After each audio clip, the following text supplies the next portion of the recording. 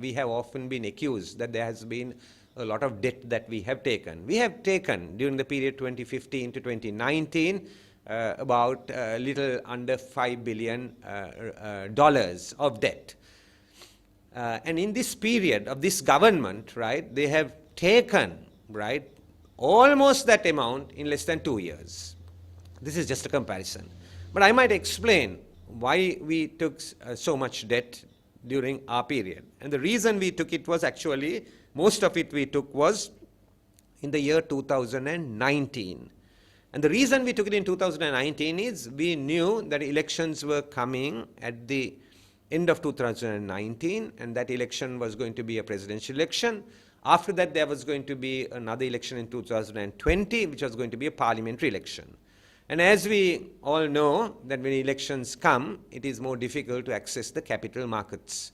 And therefore, we discussed it, we decided on it, we discussed it with the central bank of the country, and what we did is we took more debt than we required at that point, right? We took about 4.6 billion during the year, of which 2.4 billion was actually in excess of our requirements. The positive side of that was that the reserves of the country went up to $7.6 billion. Now that was taken because of the uncertainty that was going to unfold in the future, and we want to make sure that Sri Lanka, had access to the capital markets, better make use of that. That's why it was taken.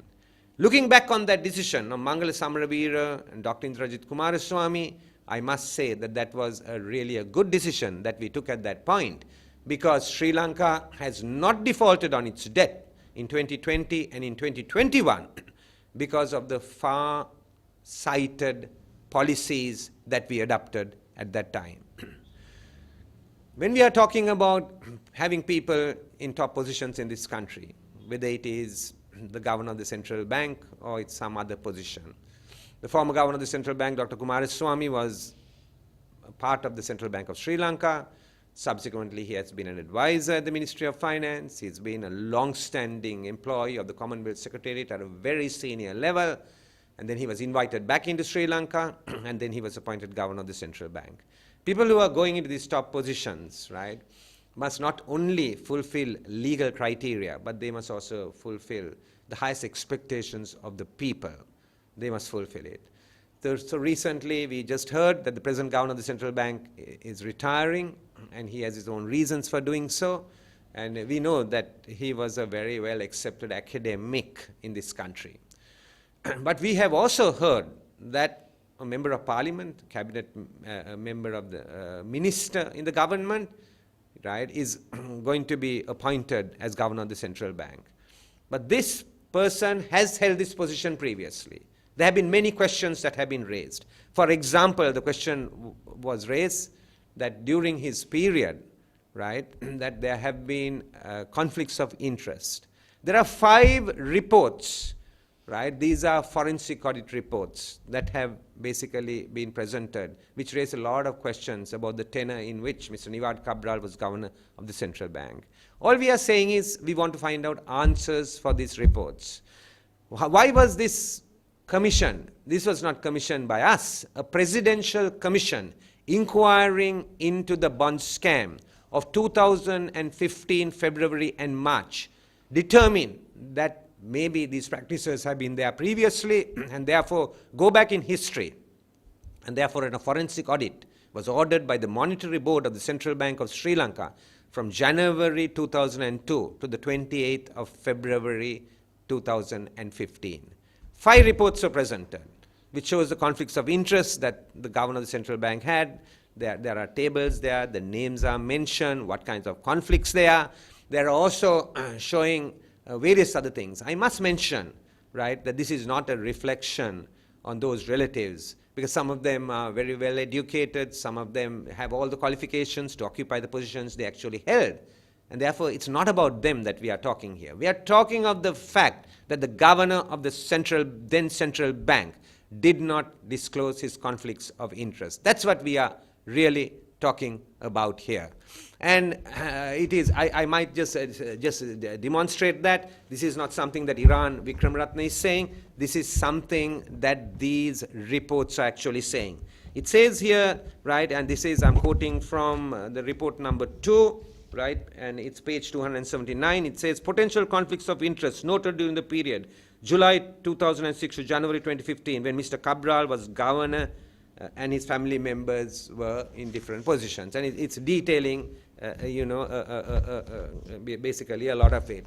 And then it specifically says on page 282, it's talking about Dr. W.A. Wickramaratne, a retired CBSL official who was deputy governor of the central bank from 7th August 2002 to 6 July 2009, right? And he's being asked, he says, when the Commission of Inquiry asked Dr. Wickramaratne for his views on whether a failure of Mr. Cabral to disclose to the Monetary Board that his sister Shiromi was the director of the holding company of PTL would have been inappropriate, he replied in the affirmative. It also on the same page says that a witness statement at the Commission, Mano Ramanathan, Mrs., who was appointed as a member of the Monetary Board on 6 December 2007. She was questioned by the Commission whether Mr. Cabral and Mr. Arjuna Mahendran had brought to the attention of the Monetary Board the fact that close relative was a director of the holding company of Perpetual Treasuries Limited, Ms. Shiromi and Mr. Arjuna Aloysius respectively. She had replied the fact that it was undisclosed to the Monetary Board. So all I'm saying is this: we are not casting aspersions on other individuals. That's for the courts to decide.